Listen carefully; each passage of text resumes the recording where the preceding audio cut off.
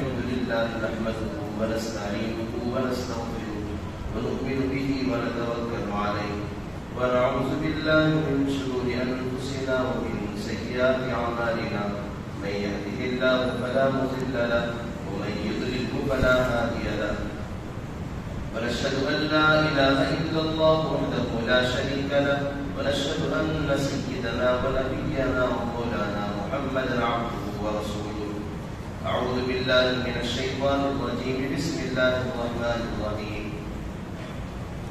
وكذلك نري إبراهيم ملكوت السماوات والأرض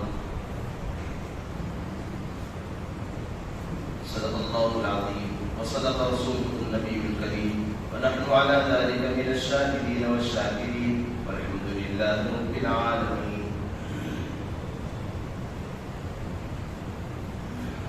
معزز بزرگوں عزیز بھائی، اللہ رب العزت نے ہم سب کو مسلمان بنایا ہے. اس کا کرم ہے، اس کا احسان ہے، اس کی مہربانی ہے. اور ہم مسلمان ہیں تو ہماری سب سے بڑی پہچان یہ ہے ہم اللہ کو ایک مانتے ہیں، اس کے ساتھ کسی کو شریک نہیں کہلاتے. اللہ کے نبی حضرت محمد رسول اللہ صلی اللہ علیہ وسلم نے ایک دفعہ صحابہ کو یوں وصیت اور نصیحت فرمائی: لا تشرکوا باللہ شیئا. اے میرے صحابہ، اگرچہ مخاطب صحابہ تھے لیکن قیامت تک آنے والے سارے انسان، سارے مسلمان سب اس کے مخاطب ہیں. فرمایا لا تشرکوا باللہ شیئا، اللہ کے ساتھ کسی کو شریک اور حررتم اور سلبتم، فرمایا چاہے تمہارے ٹکڑے ٹکڑے کر دیے جائیں، یا تمہیں زندہ جلا دیا جائے، یا تمہیں سولی پہ لٹکا دیا جائے، جان جائے تو جائے لیکن ایمان نہ جائے. یہ تعلیم دی گئی اور کہا کہ اسلام اور ایمان بہت بڑی دولت ہے. اسی لیے قرآن کریم کے اندر سب سے پہلا پیغام جو دیا گیا وہ توحید کا ہے، اللہ کو ایک ماننے کا.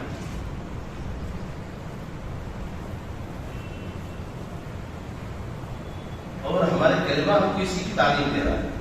جب سے بچہ بولنے کے لائق بنتا ہے، چاہے کیسا بھی گھرانہ ہو، مسلمان گھرانہ چاہے کتنا بھی بے دین کیوں نہ ہو، اپنے بچوں کو اللہ کا نام ضرور سکھاتے ہیں. اگر اور دیندار ہو تو اور کو زیادہ سکھاتے ہیں. تو کم سے کم آخری درجے میں بچہ اتنا تو بولتا ہے لا الہ الا اللہ، اللہ کی سوا کوئی معبود نہیں. مطلب یہ ہے کہ عبادت کے لائق صرف اور صرف اللہ ہی ہے. عبادت صرف اسی کی جا سکتی ہے، اس کو چھوڑ کر کسی اور کی عبادت نہیں کی جا سکتی. یہ تعلیم تو ہر مسلمان گھرانے کے ماں باپ اپنے بچوں کو دیتے ہی ہیں اور دینا بھی چاہیے. چاہے کیسا بھی مسئلہ کھڑا ہو جائے، مسلمان اپنے ایمان کا سودا نہیں کرتا. چاہے وہ حرام میں مبتلا ہے، حرام کا کھا رہا ہے، یا گناہ کر رہا ہے، یا بدعت کے کام کر رہا ہے، چوری کر رہا ہے، لیکن وہ غیر اللہ کے سامنے خدا کو چھوڑ کر دوسرے کے سامنے سر جھکا دے، یہ مسلمان سے کبھی ہو نہیں سکتا. تو اسی کی اہمیت اللہ کے نبی صلی اللہ علیہ وسلم نے دلوائی اور فرمایا لا تشرکوا باللہ شیئا. ایک جگہ فرمایا لا تشرک باللہ شیئا، اللہ کے ساتھ کسی کو شریک نہ کرو. ایک جگہ اللہ نے صاف اعلان فرما دیا ان اللہ لا یغفر ان یشرک بہ ویغفر ما دون ذلک لمن یشاء. اللہ سارے گناہوں کو معاف کر سکتے ہیں لیکن شرک کو اللہ کبھی معاف نہیں کرتے. شرک اتنا بڑا گناہ ہے، اللہ کو چھوڑ کر غیر اللہ کے سامنے سجدہ، اپنے اس پیشانی اس ماتھے کو ٹکانا. اس طرح اس پیشانی کو اللہ نے اپنے سامنے جھکانے کے لیے بنایا ہے.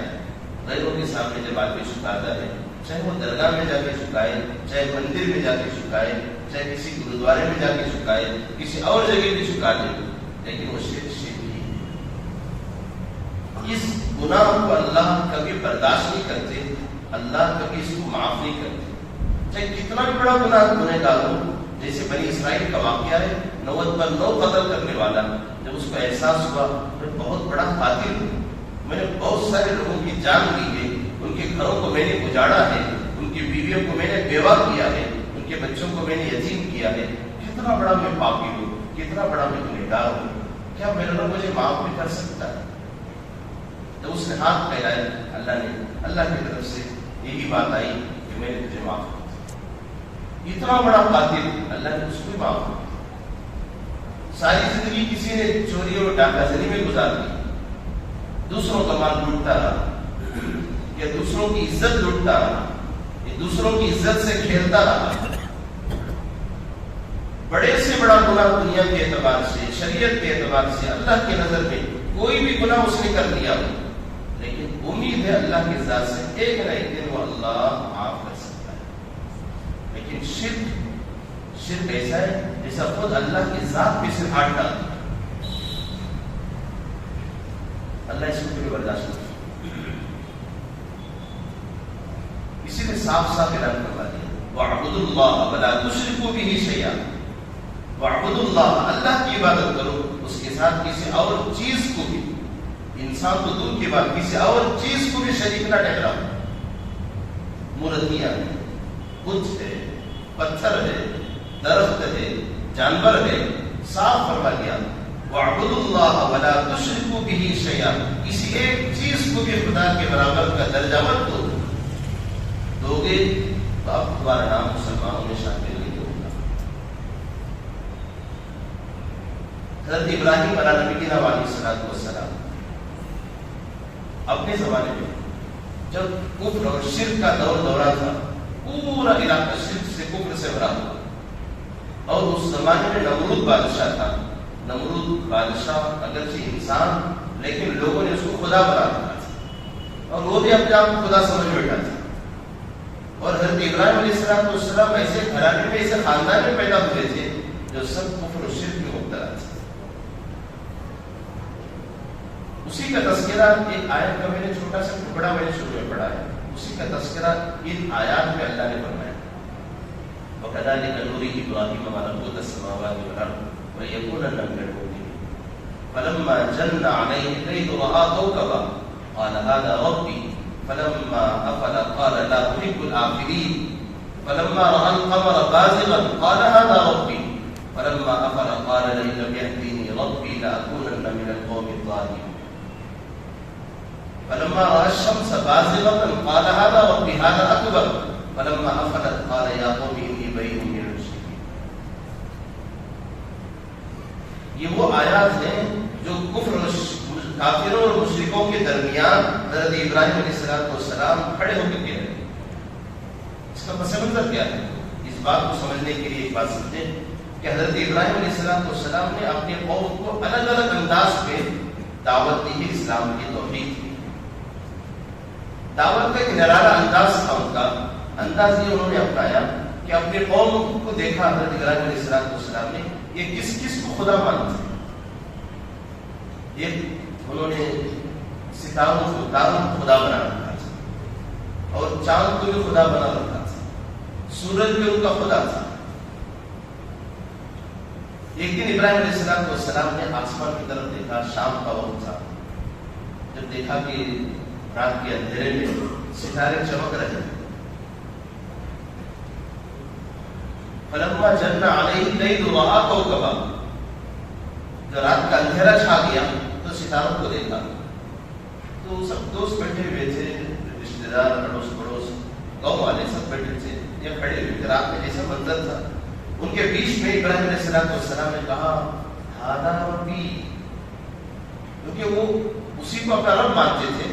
انہوں نے کہا کہ یہ میرا رب ہے، لیکن جیسے جیسے صبح ہوگی ہو سکتا ہے کسی میلے میں، کسی رات میں ایسے جاگنے کی جنگلات ہوتی ہے، اس رات میں بیٹھے۔ اب جیسے جیسے اجالا ہو گیا صبح کا، اب ہم بھی دیکھتے ہیں کوئی تارا آسمان پہ نظر نہیں آتا۔ فلما افل قال لا احب الآفلین، اب صاف اعلان کر دیا ہے رات میں جس خدا کو ہم سب دیکھ رہے تھے آپ غائب ہو گئے. خدا بھی کوئی غائب ہونے والی چیز ہے؟ ارے جو غائب ہو جاتا ہے اس کو بھی خدا مانتے ہیں؟ نہیں میں اس کو خدا نہیں مانتا. ایک انداز تھا سمجھانے کا. ایک بات یہ ہوگی ایک دفعہ اسی موقع ہوا کہ چودھری کا چاند تھا. چاند کی 14 تاریخ ہوتی ہے 13 14 15 ان راتوں میں چاند کی چاندنی ہوتی ہے بالکل اجالا زیادہ ہوتا ہے چاند پورے کا پورا چمکتا ہے.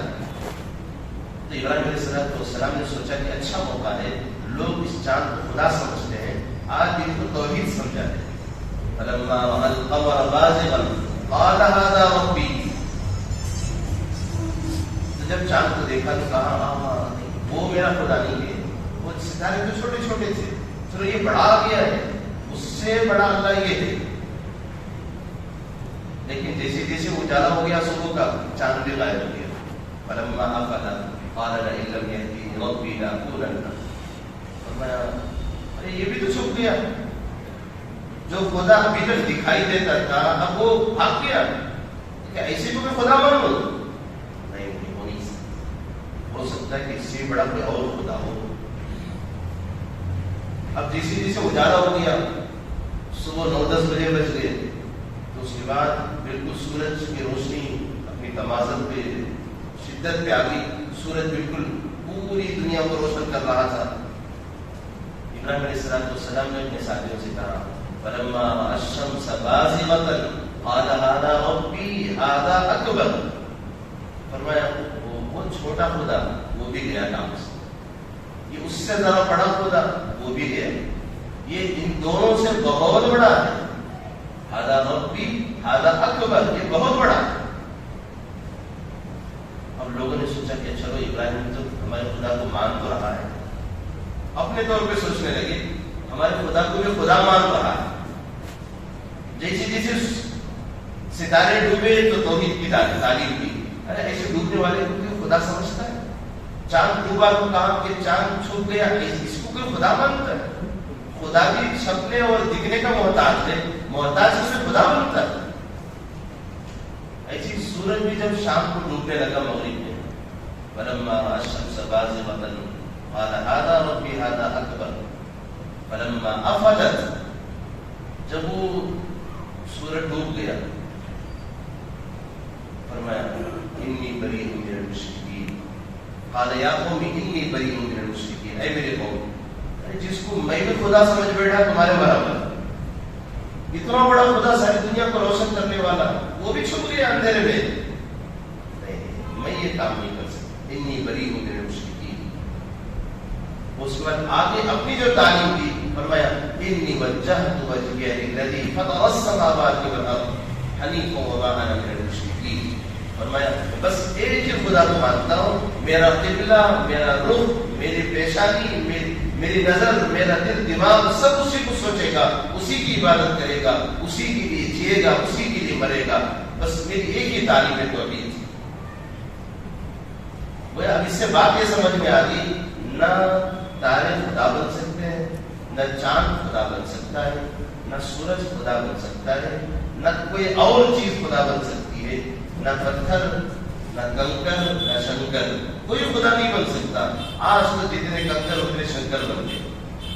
درخت بھی نیم کا جھاڑ بھی خدا بن گیا. چکنا پتھر بھی خدا بن گیا. گائے بیل سبحان اللہ یہ بھی خدا بن گئی. اور تالاب کا مروا بھاگا وہ پانی بھی خدا بن گیا. اس کی بھی پوجا پاٹ ہونے لگی. اللہ حفاظت فرمائے.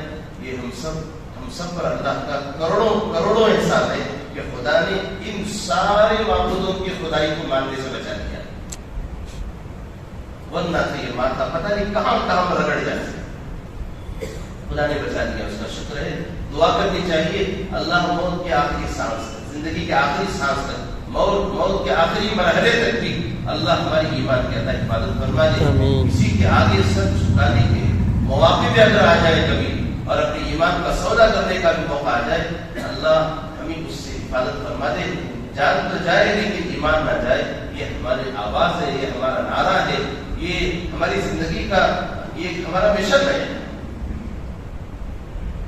یہ ساری باتیں میں نے اس لیے عرض کی. آگے مجھے ایک بات اہم بات عرض کرنی وہ ہے سوریہ نمسکار، جو آج کل ہمارے اسکولوں میں اور سرکاری سطح پہ، حکومت کی سطح پہ یہ کام شروع ہو رہا ہے، چل رہا ہے آج کل 7 تاریخ تک تو ساری اسکولوں میں سوریہ نمسکار ہو رہا ہے۔ کیا مسلمان، کیا غیر، کیا کرسچنس، کیا بدھسٹ، سب لوگ صبح میں سورج کی پوجا کرتے ہیں اور باقاعدہ اسکولوں میں اس کو کروایا جا رہا ہے۔ کس کی نگرانی میں؟ حکومت کی نگرانی میں کروایا جا رہا ہے، اور سارے اسکول کے ٹیچر یہ مشغول نہیں کروائے۔ تو سوریہ نمسکار کا مطلب کیا ہے؟ سوریہ کا معنی ہے سورج، نمسکار کا معنی ہے عبادت کرنا۔ وہ یا سورج کی عبادت سارے اسکولوں میں تقریباً ہمارے بچے کر رہے ہیں۔ یہ سوریہ نمسکار یہ کسی ایک مذہب کی پہچان ہے۔ وہ جب سورج کو خدا مانتے ہیں ان کو ماننے دو، وہ کر رہے دو، لیکن ایک مسلمان ہونے کے ناطے ایک آزاد ملک میں، سیکولر ملک میں ہم رہتے ہوئے کہ حکومت ہمیں مجبور نہیں کر سکتی اس کام کے کرنے میں۔ ہمیں اس کے خلاف آواز اٹھانے کا آئین ہندوستان کا قانون خود ہم کو اختیار دیتا ہے، لیکن ہم مست ہیں، ہمارے بچے سب کر رہے ہیں اسکولوں میں جا کے۔ جب ایک قانون بنایا گیا، قانون میں اس بات کا اختیار ہے ہر مذہب والا اپنے مذہب کی عبادت کرنے میں آزاد ہے، کوئی اور مذہب والا اس کو زبردستی اپنے مذہب پہ چلا نہیں سکتا، یہ اس ملک کا قانون ہے۔ لیکن آج وہ سارے قانونوں کی دھجیاں اڑائی جا رہی ہیں۔ ملک کے آزاد ہوئے 75 سال گزر گئے اور اس میں سارے قانونوں کی کوئی لاج نہیں رکھی گئی، اور ہمارے لیے جو کچھ آزادی دی گئی وہ دن بدن وہ آزادیاں چھینی جائیں۔ وہ آج کی نئی نسل کو ہندو بنایا جا رہا ہے دماغی اعتبار سے۔ اگرچہ مسلمان ہیں، عبداللہ، عبدالرحمان، عبدالرحیم، عبدالسبحان، نام تو مسلمانوں کا ہے، باپ بھی عبدالرحیم، عبدالشکور، باپ بھی مسلمان ہے، ماں بھی فاطمہ، عائشہ، زینب، کلثوم، یہ بھی تو مسلمان ہے۔ لیکن بچہ اپنے حرکتوں سے، اپنے اعمال سے، اپنے کردار سے بولتی ہمت نہیں ہوتی، وہ کفر کے دلدل میں پھنس چکا۔ صرف ایک عمل چھوٹا سا اس کا، سوریہ نمسکار کا ایک چھوٹا سا اس کا عمل اس کو، اس کے ایمان کو ڈبو کے رکھ دیتا ہے۔ کیا ہماری ذمہ داری نہیں ہے؟ کیا ہم آواز نہیں اٹھا سکتے؟ ہماری ذمہ داری ہے، شہر کے ذمہ دار ہیں، علاقے کے ذمہ دار ہیں، مساجد کی کمیٹیاں ہیں، ادارے ہیں، یہ سب مل کے اگر آواز اٹھائیں اور کہیں کہ ہمارا اس ملک کا اختیار ہمارا ہے، یہ ہم سے چھینا جا رہا ہے، اور سرکاری اسکولوں میں زبردستی کسی اور مذہب کی تعلیم کو نہیں دی جا سکتی، اس ملک کا قانون ہے۔ آج سب کچھ ہو رہا ہے اسکولوں میں، ہم خاموش تماشائی بنے بیٹھے ہیں۔ الحمدللہ ہمارے اکابر نے آواز اٹھائی، مسلم پرسنل لا بورڈ نے، جمعیت العلماء نے، اکابر دارالعلوم دیوبند نے اس پہ آواز اٹھائی ہے، اور انہوں نے حکومت سے کہا بھی ہے، اور اس رپورٹ میں انہوں نے پرچہ داخل بھی کر دیا ہے اور کہا کہ یہ مسلمانوں کو زبردستی نہ کرایا جائے۔ چلو وہ اپنا کام کر رہے ہیں، ہمیں بھی اپنا کچھ کام کرنا چاہیے۔ ہم اپنے بچوں کو سمجھا کر تو بھیجیں، بیٹا یہ کام تمہارے کرنے کا نہیں ہے، تم جو کر رہے ہو وہ کفر کا کام ہے۔ ہم ایک خدا کے بندے ہیں، ایک خدا کو مانیں گے، جان جائے تو جائے، لیکن ایمان کا سودا ہم کبھی نہیں کریں گے۔ اسکول کی تعلیم ٹھیک ہے، ہم اپنے مذہب کے لیے اسکول کو ہم قربان کر سکتے ہیں،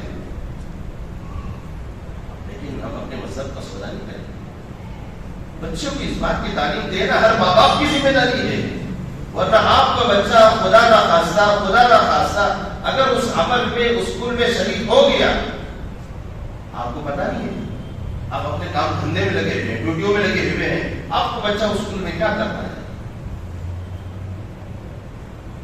یہ سارے کام کر رہا ہے، جس کی وجہ سے اس کا ایمان گیا، اور جب واپس گھر کو واپس آ رہا ہے وہ مسلمان نہیں ہے۔ شاید سننے کے ہمارے اندر ہمت بھی نہ ہوگی ہمارے بچوں کی تعلق سے، لیکن ہو یہی رہا ہے جس کو مجبوراً کہنا پڑ رہا ہے۔ بڑے تو اپنا کام کر رہے ہیں، ہمارا کام اپنی ذمہ داری کا یہ ہے ہم اپنے بچوں کو اسکول کو جاتے ہوئے بچوں کو تعلیم دے کے بھیجیں کہ بیٹے یہ سوریہ نمسکار تم نہ کرو، اور اسکول والوں سے جا کے آپ پیرنٹس ہیں، آپ والدین ہیں، آپ جا کے ان سے بات کریں، دیکھیے یہ کام ہم مسلمان ہیں، یہ کام نہیں کر سکتے، آپ ہمارے بچوں سے کام نہ کروائیے، جتنی دیر آپ کروائیں گے اتنی دیر تک ہم اپنے بچوں کو نہیں بھیجیں گے۔ یہ صاف مسئلہ ہے، آپ کو حق ہے کہ آپ کے اولاد ہے، آپ اپنے پیسے لگا کے اپنے خون پسینے کی گاڑی کمائی کا پیسہ اسکول والوں کو دے کے آپ پڑھوا رہے ہیں، کہ آپ کو اتنا بھی حق نہیں ہے کون دے گا؟ اپنے بچے کا ایمان کی حفاظت کی فکر کیجیے۔ آج سارے اسکولوں میں یہ حال ہو گیا، اور آنے کے بعد اپنے اس بچے کو کلمہ پڑھائیے۔ یہ ذمہ داری کی چیز بتا رہا ہوں، اگر ہم نے اس کے تعلق سے ذرا بھی بے توجہی برتی کہ ہمارے بچے کے دل و دماغ میں بات بیٹھ جائے گی، یہ بھی کوئی کرنے کا کام ہے۔ خدا نہ خاصہ ہر دن کا وہ عمل اس کا، جب چھٹی کے ایام ہوتے ہیں، چاہے اتوار کا دن ہو یا سمر ہالیڈیز ہو، کہ ان دنوں میں کہیں آپ کا بچہ چھت کے اوپر جا کر سورج کے آگے ہاتھ نہ رکھ لے، کیونکہ ہر دن کی اس کی عادت ہے۔ ایسی کئی کارگزاریاں۔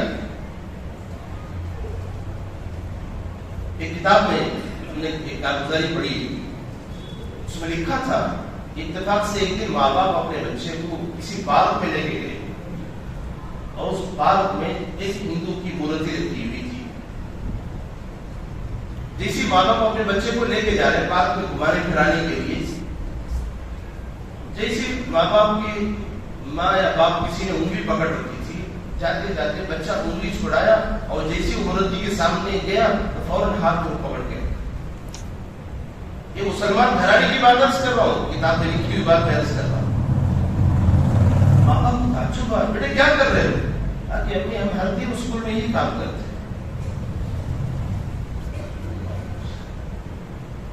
اگر ہم نے اس سوریہ نمسکار سے بچوں کو نہیں روکا تو آپ ان پر کڑی نظر رکھیے کہ ایسا نہ ہو کہ اتوار کی چھٹی میں بھی کہیں آپ سے چھپ چھپا کے کہیں وہ بچہ آگے سورج کے آگے ہاتھ گھما کے ہاتھ میں رکھ کے اس کی پوجا پاٹ نہ کرنے لگ جائے۔ یہ ذمہ داری کی بات ہے۔ اگر ہم نے اس کی فکر نہ کی اور ہمارے بچے ہمارے نہ رہے، جسمانی اعتبار سے، نام کے اعتبار سے تو مسلمان ہے، دل و دماغ کے اعتبار سے تو وہ مسلمان نہیں رہے۔ کل کے دن کوئی ان سے کوئی امید نہیں ہے، یہ اپنے مذہب پہ باقی رہیں گے اور مذہب کی تعلیم کی بات آگے چلائیں گے اور آگے وہ بھی نمازی دیندار بنیں گے، کوئی امید ان سے نہیں رکھی جا سکتی۔ آج ان کے دل و دماغ میں ساری باتیں بٹھائی جا رہی ہیں، لہذا اس کی فکر کی ضرورت ہے۔ اللہ مجھے اور آپ کا عمل کی توفیق عطا فرما دے، اور اس فتنے سے اللہ ہماری اور ہماری مسلمان نسلوں کی عطا فرما دے۔ باقی دعوانا